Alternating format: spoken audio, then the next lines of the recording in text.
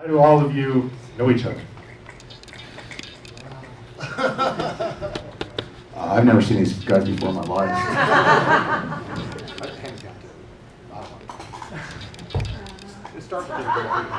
Kennedy can start this one off. This is pretty easy one. So actually, I was in Denver. Another buddy of mine, my friend Tom, and I started with this project, and then Tom always he was always that person who didn't want to direct. He was always like, I'm not the director for this film, I'm not the director. And then through a whole other story, Joey came along, we met in Denver, and my buddy Tom and I went to university together in New Mexico, and Tom introduced me to Rob, and then Rob introduced us to Butterman, and then I came back here to work on this film with my dad, and I was trying to be a healthy person. You wouldn't know it, but I was going to the gym at the time, and Paul and I connected at the gym and just started talking, and that's how it all happened. That's awesome. What would you say would be the hardest? How long did it take you guys to make this film? From when I became a part of it, 6 years, and then longer with him. Rob was the first one. He kind of had to wait the longest. Then Steven, then Paul. So. 6 years. How long? Yeah. How many of that was spent editing? 2.5. Maybe, I don't know, I was editing as I went along, Okay. so It's part of the process. Yeah, just throughout that whole time. So What would you say would be the most difficult part of this amazing feature that you guys put on? for me, well, this was my first time making a documentary or a feature film in general.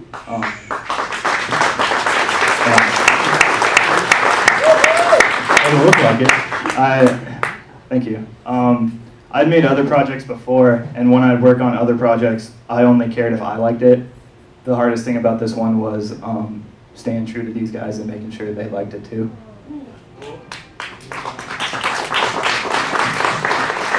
Now, how about you, Kennedy? What was the hardest part for you? Waiting. Just waiting. I mean, well, originally, I mean, and I don't know, some people from Pueblo might even remember, but years ago, I had spoke about it. Originally, I had planned on making this, or my dad's story, a stage version, and I was looking, and I came back to Pueblo at one point, and the newspaper said, oh, he's going to write a stage version of his dad's story, and blah, blah, blah. And then when I got back this time, and my buddy Tom and I were talking, and it just kind of went on, we kind of just said, you know what, we're going to handle this in a real organic way and just let it just kind of happen, and just know that there's something bigger than us that's going to bring the right people together, and it definitely happened that way. Oh yeah. The main message that I like about this film is that we all need to speak up, and you perfectly did it in a feature, and I think just film in general, is a great way to speak up and present topics that we need to be talking about, like veterans, like the whole Me Too movement. It needs to be talked about, and I think you guys did a perfect job of bringing that up. Well, and I just want to point out, because that's one of the most beautiful things about it, is that the arts bring empathy. And that's why it's so important for people to support things like this, support the film festivals, support our schools where we have arts within our schools, because it helps us develop a better understanding of who we are as human beings and how much we have in common, that we can tolerate each other, that we can do all the things that these guys went out there and fought for, and like Rob says, let's not fuck it up now. Was there any crazy experiences for you gentlemen as far as in the filmmaking process? I mean, at least for me personally, I don't. It was just an interview. I mean, and then I sent some photos and video, and so yeah, that wasn't hard.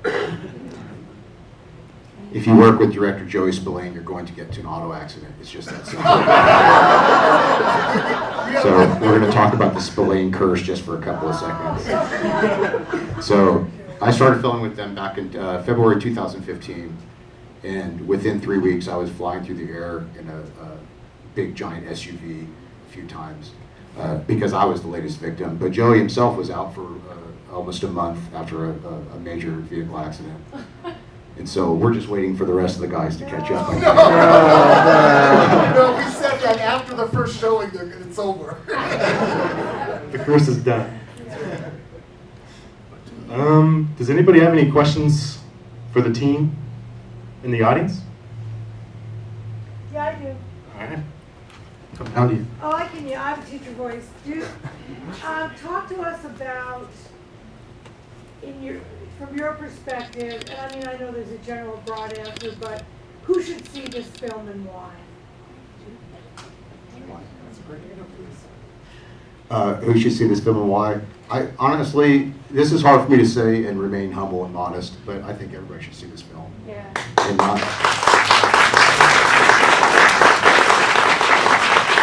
but look, I'm not trying to be grandiose or anything, but this is a big deal. Yeah. And if you haven't been in the middle of a firefight or been, say for example, in the middle of a hurricane like Katrina, and seeing your entire life just whipped out and away from you like a piece of paper in the wind, it leaves an incredible impact on you. And it's not just war fighters that are going through it, it's the survivors of war.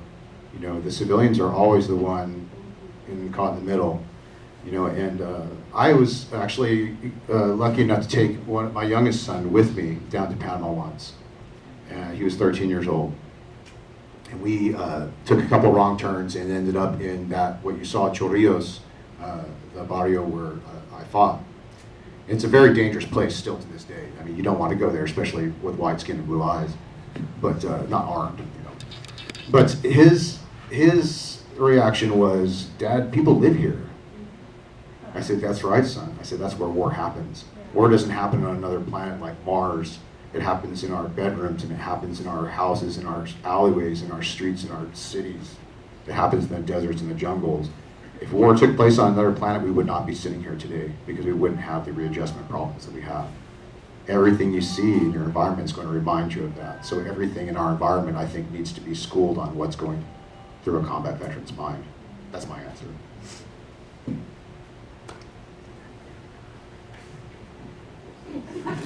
I agree with Rob.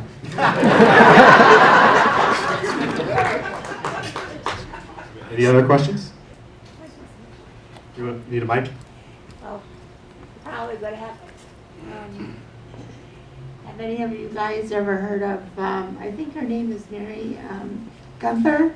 She did an album called Rifles and Rosary Beads.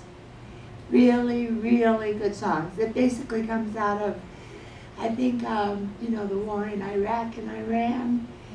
But you need to get that album. What's the name of it again, please? It's called Rifles and Rosary Beads. Rifles and Rosary Beads. From Mary Gunther, I think is how you pronounce her last name. But if anybody wants to help me get her to Pueblo, I'm going to start trying to get her here because she's really... Talk to really Kennedy. good. He can make anything happen. Okay, we need to talk. Anybody else? Where is the woman therapist? She's in Denver. She has seen it. I don't think she was prepared for, you know, I messaged her, and I just showed up with my camera and my equipment, and I think she was kind of under the impression it was more like helping a kid with his school project type of thing. And And she saw it and was like, oh, wow, this is a lot more than just a school project. So she only saw it a few days ago. She was the only person, she was the last one to see it. I was nervous about sending it to her because I didn't want her to, be like, I don't want to be a part of this anymore type of thing. So I plan on talking with her a little bit more in the next coming up here soon. Hopefully it'll play in Denver as well and she can come to that one. But she did like it. But she did say she was not prepared for, but yeah. I saw a few other hands.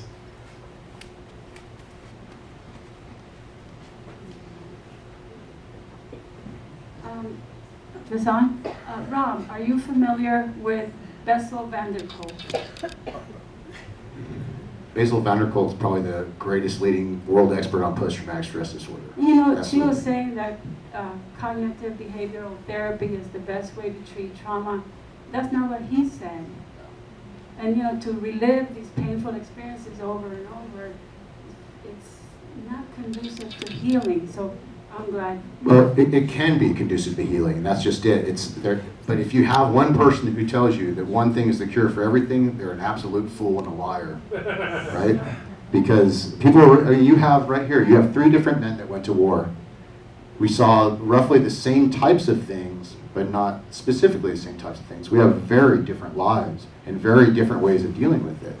A little from my personally, I've been through treatment a gazillion times. I've been through the CBT and, ECT and things like that to try and cure me. There's no cure for this. The idea is just to accept it and to make it work for you like a superpower. This is my superpower, PTSD man. But Basil van der Kolk, if anybody is interested in studying the research on it, Basil van der Kolk is the man. And I've had the pleasure of meeting him in person, and he dresses a lot better than I do, but very humble man. Yeah, and his book, The Body Keeps the Score, I think it's amazing. The body keeps the score, and that's the theme, I think, in any type of treatment for any type of mental health issue or any type of health issue is, what are we treating, ladies and gentlemen? The brain is not different than, it's not outside of our body, right? You can't just treat the brain or just treat the body. You're treating a system. So if you get into motion, like I said in the film, you got to put these things into motion. Thinking about things over and over and over again is going to do one thing: continue to make you continue thinking about it. So don't spin your wheels. Thank you.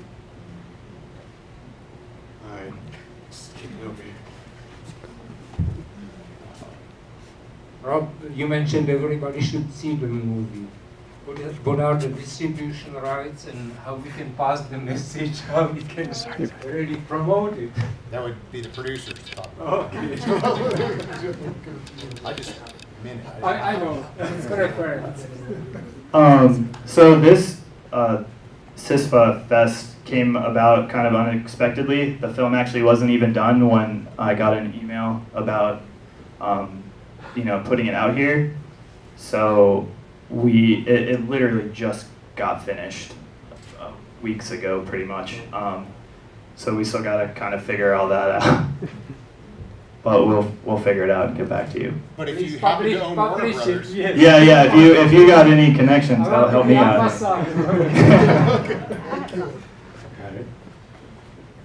Thank you so much. Well, just before the next question, I want to acknowledge the person I was talking about earlier, Tom. He's right there. Tom, just wave your. Good. Okay.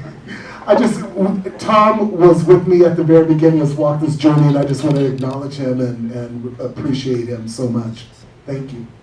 Good job, Tom.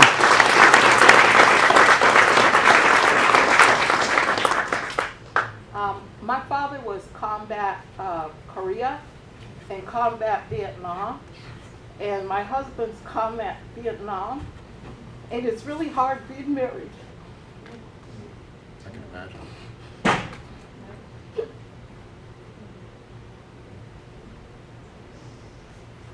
To somebody that's, my mother said, just pray and be their therapist. because they come back with a lot of luggage and baggage. How hard is it for you to understand that? I deal with it every day. I mean, but there's nothing you can say to them, No, right? I mean, and there's nothing they can say to you to get you to understand it no, more.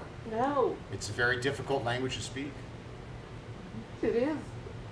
Well, I'm impressed and I'm proud of you for doing it, because a lot of people, I'll be honest with you, and as a therapist for 15 years, my favorite thing ever, marriage and family therapy. That was I loved that. So the fact that you haven't quit, that's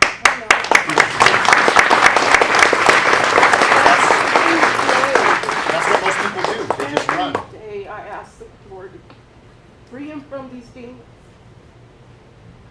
And he tries. And my father was such a good man. But to Korea, to Vietnam, I think Joe did 2 or 3 tours, combat. Yes. And he brought his baggage back. And it was hard keeping a family together. But you said, hang on to, you gotta have some belief. And you know what, if it wasn't for the rosary beads, it wasn't for the patients, and it wasn't seeing my mother. You know, because my father was a good man, and Joe's a good man, he really is. It's like, what the hell did you see over there? You know, and in his words are the same thing. You know, and then he joined. I said, why would you do that? And he said, because of the shit I seen in the South. The shit I seen, he said, it was easy for me to go over there and be one of the same and come back here and deal with the bullshit here. And those are his words. Makes you think we got to start at home, huh? Wow, yeah, exactly. Exactly. But you know what? I see him coming to peace, and then I see him coming to pieces. And I'm like, God, this is going to ever end. You know? Well, I mean, that's all you can do. Be there, pray, hold his hand, and be another human being that loves him, Well, no matter what he's done, yeah. right? Yeah, I get it, though, because every now and then he'll tell me some stories, and I'm like, wow, that happened? You seen that? You know, wow, unbelievable. The power of film. Let's talk about it. Oh, you just need to get that album from No, she has a song that she has on there. She actually spent, I don't know how much time talking to veterans and their families. And she has a song on her album called The War After the War, which really speaks to what families go through after they come back. You know, it's a really good album. It really puts a good perspective on what, you know, the men and women over there go through. And she has one song on there, exactly what you were talking about. You know, don't wave your little flag and say thank you, and because that doesn't even touch the surface of, you know, your guys' psyche and what you guys went through. And so now when I see a veteran, I kiss my lips and put one on his cheek. I like that. I've got a big voice, I'll talk. All right. I used to work with Vietnam vets until the VA canceled all the funding. What about funding nowadays? Is there enough funding for VA, for the veterans coming back? What's happening with that? Anybody? You probably had most of it. Me? Go ahead. He looks like he wants to talk about that. So. Okay.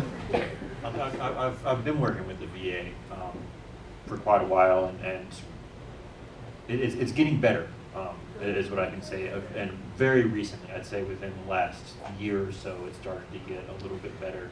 And I don't know why, but everybody there seems to be trying a little harder.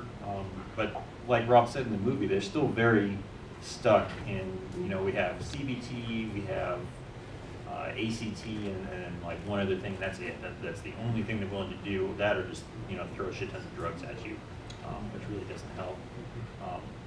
So, yeah, I mean, but it's jam-packed every single time I go. I mean, there's never any parking, and these poor doctors and therapists and nurses are just, they're overworked. They're seeing just patient after patient after patient, and you rarely see the same doctor twice.